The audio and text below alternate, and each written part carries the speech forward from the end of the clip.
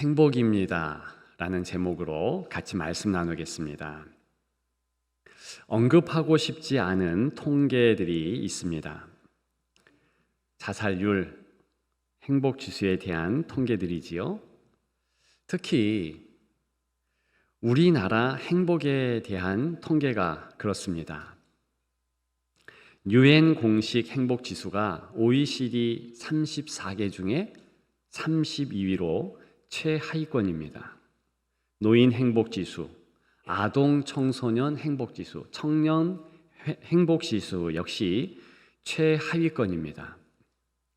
특별히 청년들, 요즘 청년들이요, 자신들을 구포 세대라 합니다. 제가 결혼한 이후에 바로 얼마 안 있다가 삼포 세대라는 자주 섞인 유행어가 있었습니다. 연애 포기, 결혼 포기, 출산 포기. 그런데 곧 두 가지가 더해져서 내 집 마련, 인간관계 포기, 5포 세대 그랬고요. 7포 세대가 또 연이어졌습니다. 꿈 포기, 희망 포기. 이제 9포 세대가 유행어지요. 외모 포기, 건강 포기. 요즘 우리는 모든 세대가 행복과는 거리가 멀어 보이는 모습으로 그렇게 사는 것 사실입니다. 남 얘기가 아니죠. 여러분들은 행복하십니까? 성도는 행복한 삶을 살고 있는가? 그런 질문 또한 하고 싶습니다. 말씀을 준비하면서 성경 인물들의 행복이 궁금했습니다. 성경 인물들에게 당신은 행복한가? 라고 물으면 어떤 대답을 할 것 같습니까? 특히 불행했을 것 같았던 성경 인물들은 어떤 대답을 할까요? 눈물의 선지자 예레미야, 노예로 팔려간 요셉, 심지어는 육신의 중한 고통을 당한 욥 등, 과연 이들은 어떤 대답을 할까요? 여러분들은 이들의 대답을 yes, no, 행복하다, 그렇지 않다, 어떻게 할 것으로 예상하십니까? 감사하게도 제가 연구해 보니까 확실히 모두 행복하다, 그렇게 답할 것이다 확신합니다. 이들에게는 반드시 행복할 수밖에 없는 세 가지 요인이 있었기 때문입니다. 오늘 본문 시편 66편의 일부입니다. 이 시편에는 이 세 가지 행복의 요인이 잘 나타나 있습니다. 이 요인들 때문에 성경 인물들은 모두 행복했다는 것이지요. 우리 또한 이 요인들로 행복할 수 있고요. 반드시 그렇습니다. 과연 이 요인들은 어떤 요인들이겠습니까? 첫째, 도움 때문입니다. 도움이 있는 삶, 행복한 삶입니다. 도움이 있는 삶, 행복입니다. 성도는 누구입니까? 여러분들은 어떻게 성도를 규정하십니까? 그 정체성이 무엇입니까? 그것은 하나님의 절대 도움을 필요로 하는 사람들입니다. 저와 여러분 비롯해서 이 땅을 살아가는 많은 이들이 돈을 그렇게도 원합니다. 왜 돈을 좋아할까요? 도움이 된다고 믿기 때문입니다. 한번 말씀드린 적이 있지요. 우리나라 사람들은 물질적인 부유함, 즉 돈을 최상의 가치로 여깁니다. 미국의 퓨 리서치 센터가 11개국 19,000여 명에게 설문조사했습니다. 당신에게 성공은 무엇입니까? 그렇게 물은 것이지요. 다른 나라 14개국은 가족이 1위다. 가족이 있으면 성공한 것이다. 가족이 행복하면 괜찮다. 그렇게 답했습니다. 스페인은 건강이다 말했습니다. 노년이 되어도 내가 정신적으로 육적으로 건강하면 그게 성공한 것 아닌가? 그런 대답을 했습니다.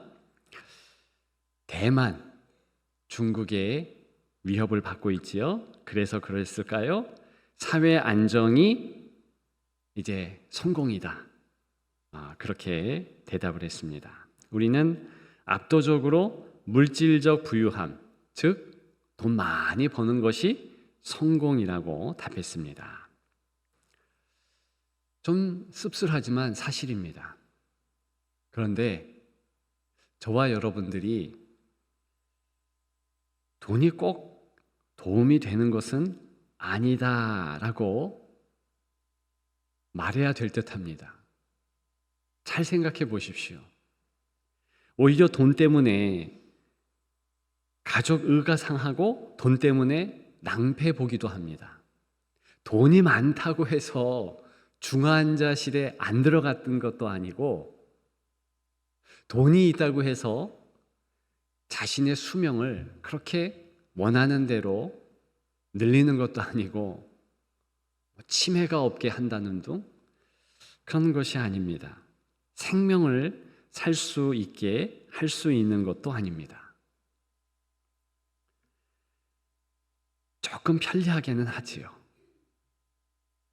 그것이 우리가 그토록 원하는 돈의 실상 아니겠습니까? 사실 성도에게 절대적으로 필요한 분, 하나님 아버지이시지요. 그래서 하나님의 도움이 내 삶에 가장 필요합니다 라고 고백하는 것이 성도라는 것입니다. 19절입니다. 하나님이 들으셨다. 반복합니다. 또 귀를 기울이셨다. 이렇게 말하고 있습니다. 이 귀를 기울였다. 하나님이 들으셨다. 그저 우리의 탄식, 아픔 이런 것을 귀담아 들었다. 그런 뜻이 아닙니다. 히브리 말로서 이런 식으로 서술되면 그 다음 행동을 포함하고 있는 겁니다. 왜 들으셨는가? 도와주기 위해서. 왜 들으셨는가? 우리에게 어떤 액션을 취하기 위해서 그렇게 하셨다는 것입니다. 이런 행동까지 연결된 것이 본문의 의미입니다. 즉, 들으셨으므로 반드시 도와주신다. 이것이 원뜻입니다. 하나님의 도움 정말 귀합니다. 그런데 하나님의 도우심은 참 좋은데 사람의 도움은 어떻습니까? 부끄럽게 여기는 것 사실입니다. 사람들에게 도움을 구하는 것을 수치스럽게 생각합니다. 자신의 능력이 부족하다라는 증거라고 여기기 때문입니다. 그런데 조금 더 생각해 보면 오늘 본문을 비롯해서 이렇게 하나님께서 귀를 기울이시고 도와주시는 가장 큰 방편은 사람의 손길을 통해서 도와주십니다. 사람 손을 통해서 역사하신다는 것입니다. 우리 주 예수 그리스도께서 공생애를 사실 때 종종 제자들의 도움을 구했습니다. 수시로 도움을 구했다는 것을 알 수 있습니다. 오병이어의 기적, 그 전에 제자들의 도움을 필요로 했습니다. 얘들아, 너희들이 가서 먹을 것을 찾아봐라. 제자들이 갑니다. 기껏 가져온 것이 보리떡 몇 개, 물고기 2마리 이거였잖아요. 그럼에도 불구하고 예수님은 그 오병이어의 기적이 먼저 제자들의 도움이 없으면 안 되는 것을 말씀합니다. 즉, 오병이어의 기적은 제자들의 그 작은 도움이 없었으면 있을 수가 없었다는 것이지요. 그리고 마지막 예수님의 만찬 석상, 최후의 만찬, 그 자리도 제자들이 마련한 것입니다. 물론 예수님께서 어디 가면 이런 도움이 있다 말씀하셨지만 그럼에도 불구하고 그들이 움직이지 않았다면 최후의 만찬의 자리는 있지 않았을 것입니다. 겟세마네에서는 또 어떻습니까? 우리 예수님께서 제자들의 기도 도움을 요청하셨습니다.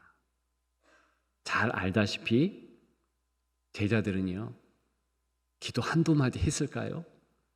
그저 잠에 취하여서 피곤했기 때문에 그렇게 기도하지 못했습니다. 그럼에도 불구하고 기도가 필요하므로 도움을 구한 것이지요.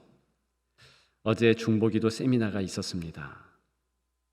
우리의 중보기도를 지금도 요청하신다는 것입니다.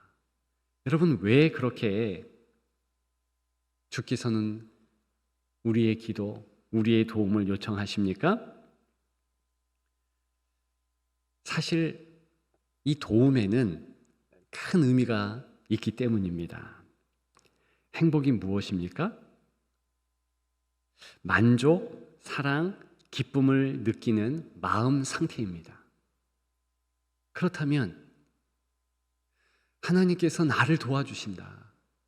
하나님께서 저 형제 자매의 손길을 통하여서 지금 나를 도와주신다. 이 느낌은 하나님의 사랑과 관련이 있습니다.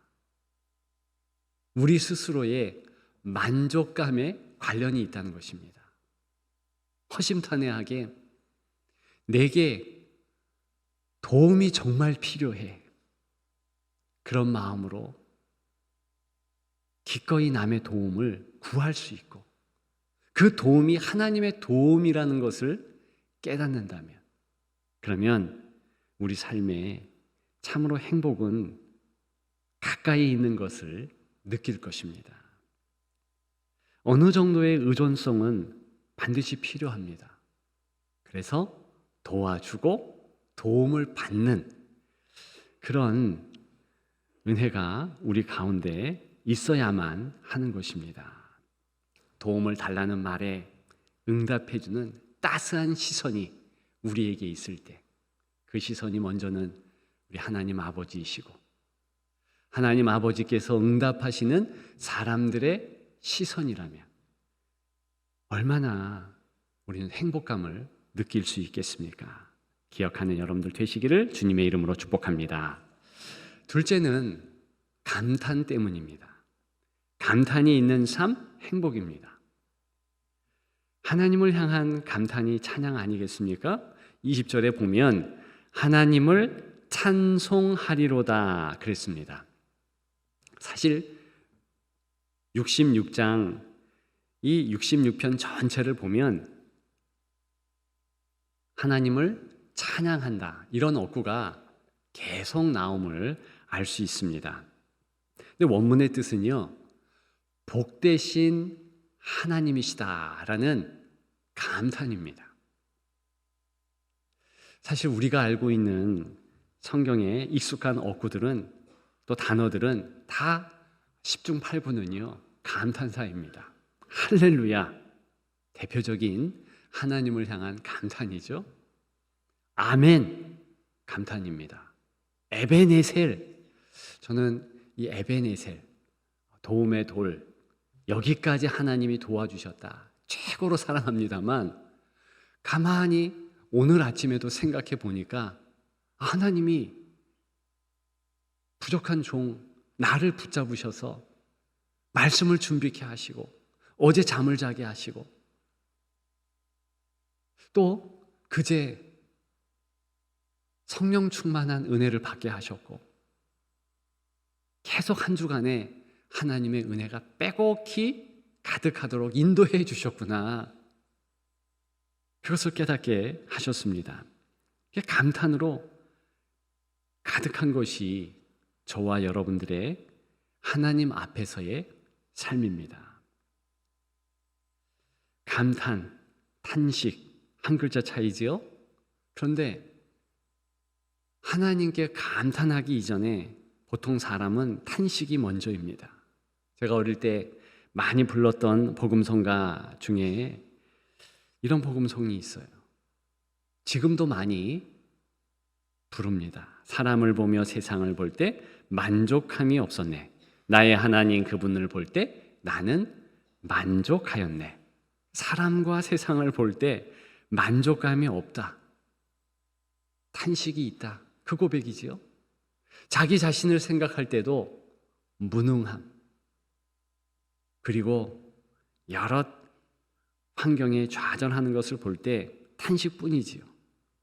바로 그때 고개를 돌려 하나님을 바라보면 감탄하며 찬양이 절로 나올 수밖에 없다는 그런 고백 아니겠습니까?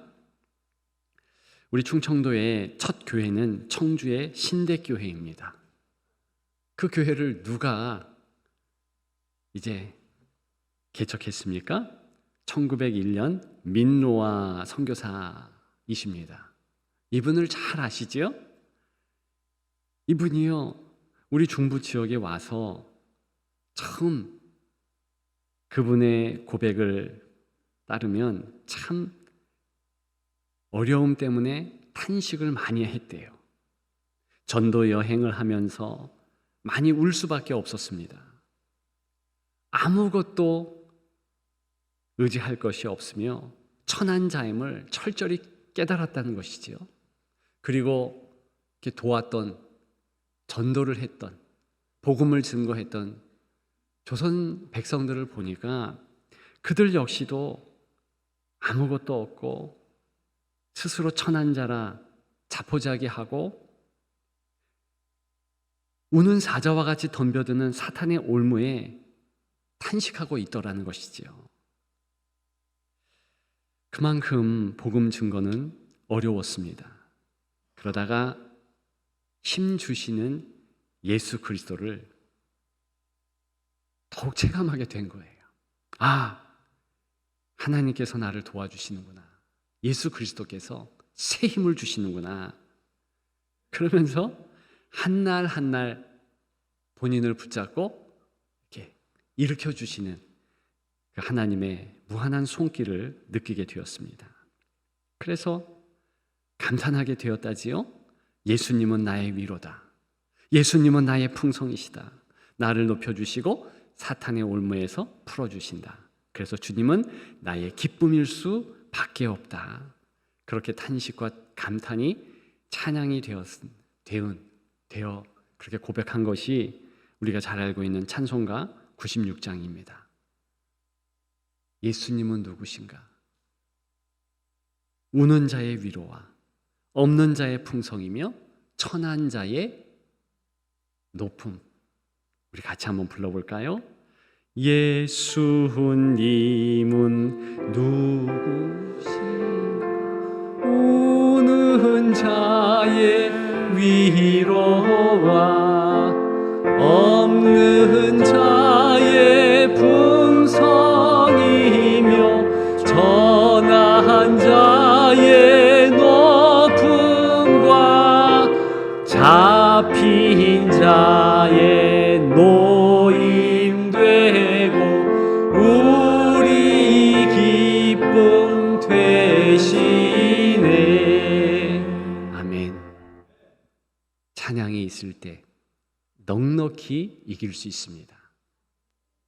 하나님의 위대한 성품, 그분의 희락 감탄하는 것입니다. 보시기에 좋았더라.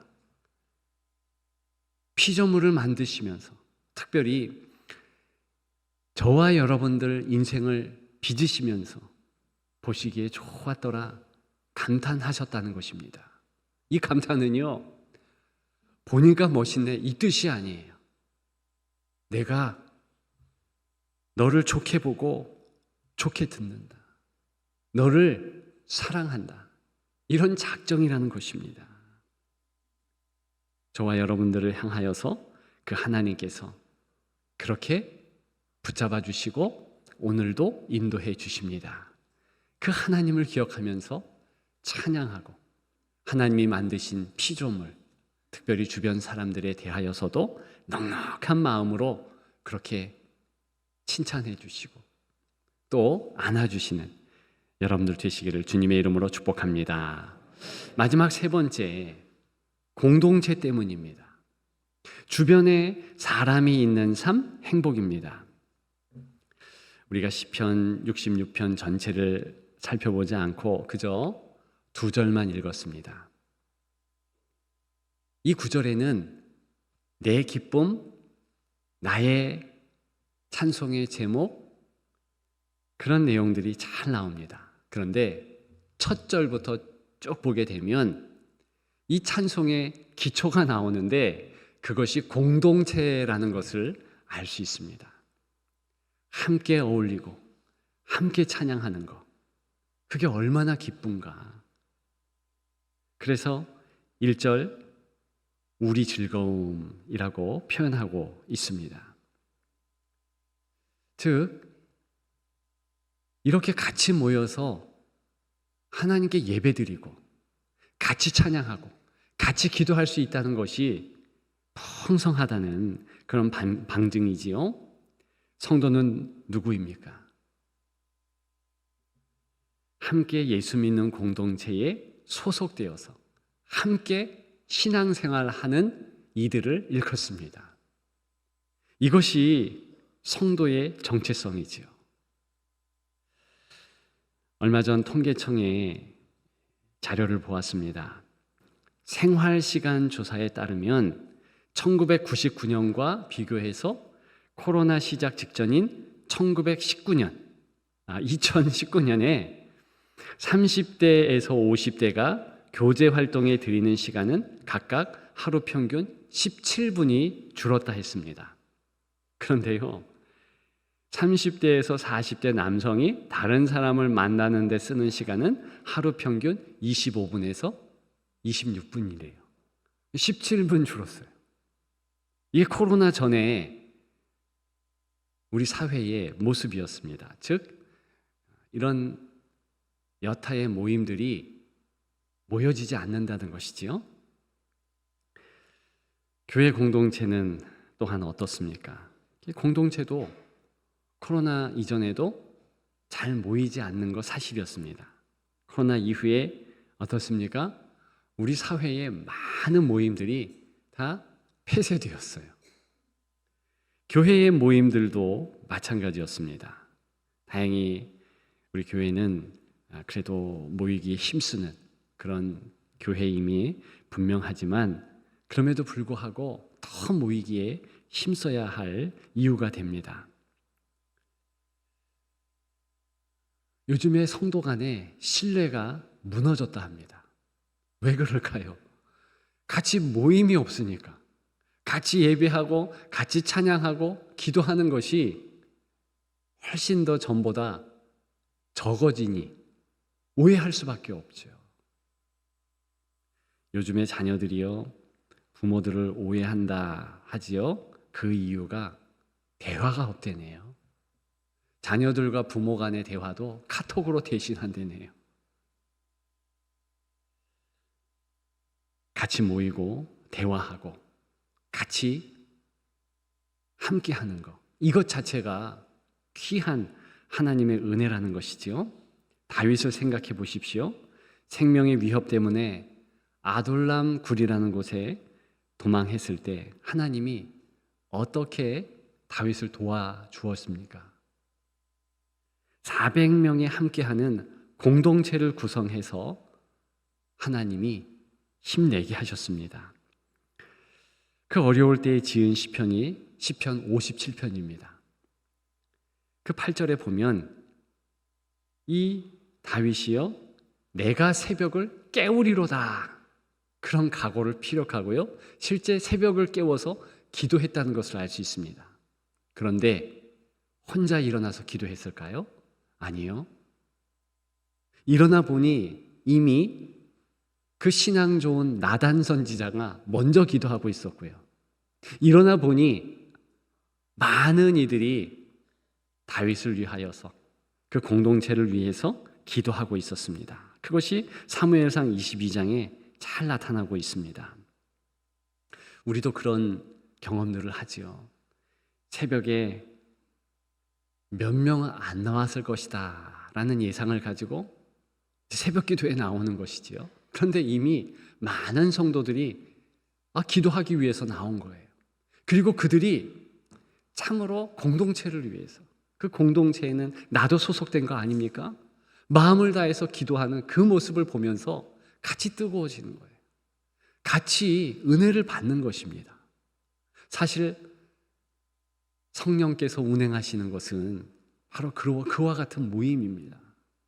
그래서 내가 신앙이 좋던 안 좋던 공동체의 모임에 가는 것은 성도라면 반드시 의무적인 것입니다.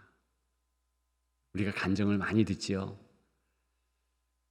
내 아내가 내 남편의 권면으로 그저 싫은데도 불구하고 예배 참석해 줬더니 그 예배를 통해서 이제 은혜를 받은 것이지요. 가기 싫고 들어가기 싫은 교회인데 어쩔 수 없이 어린 자녀를 라이드 해주다가 엄마가 아빠가 그렇게 더 뜨거운 신앙이 된 것, 참 많은 간증을 통해서 우리가 알고 있습니다.